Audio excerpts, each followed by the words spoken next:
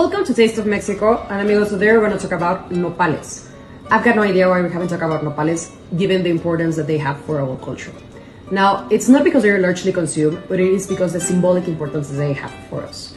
Now, if you remember our national emblem, there's an eagle standing on top of a nopal that it is devouring a snake. This emblem symbolizes the foundational myth of Tenochtitlán. Tenochtitlán was the Mexico City OG. This foundational myth says that there was like this god named Huitzilopochtli, and Huitzilopochtli told this nomadic group, whenever you see this sign that I'm gonna tell you, you're gonna settle in that place. So whenever you see the eagle standing on top of a nopal, devouring a snake, you're gonna settle there. So the nopal had this super important meaning. Let's go back like 9,000 years ago when nopal started being like eaten regularly, because you're a nomadic group and probably you don't have like a regular source of food. Nopales were what kept them alive. Nopales were not only an extremely good source of nutrients and of food, they were also an extremely good source of water, because not this tiny baby nopal, but those nopales that you see like in the middle of nowhere that are like humongous, they retain a lot of water. Now we know that they're an extremely good source of fiber, magnesium, calcium, vitamin A, C, antioxidants.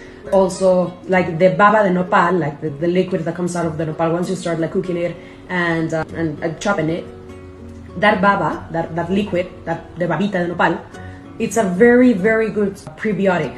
And also, now we know that if you have like diabetes, nopales are gonna be your best ally, because they're gonna help you regulate the glucose. It was so important that nopales became a sacred tree that connected like the three realms. It connected heaven with this earthly existence, and it also connected with the underworld through the roots of the nopal. So nopales are also like super versatile. If you don't know how to eat nopales, you can eat nopales in a soup, in juices, like in the green juice. You can eat it as a substitute for tortilla or as a substitute for corn dough. You know, like we love eating huaraches, tlacoyos, gorditas. Also, you can eat it, as I said, like in soups, as a salad, as a side dish. In the article, I left a very easy recipe for you to follow if you want to make a huarache de nopal. My favorite way of eating nopales is just by grilling them in a pan, or if you're having a carnita asada, you put on top of, there are some nopales, and nothing, you just like play with them. And if you ask me about the flavor of nopales, amigos, I gotta say that it tastes green.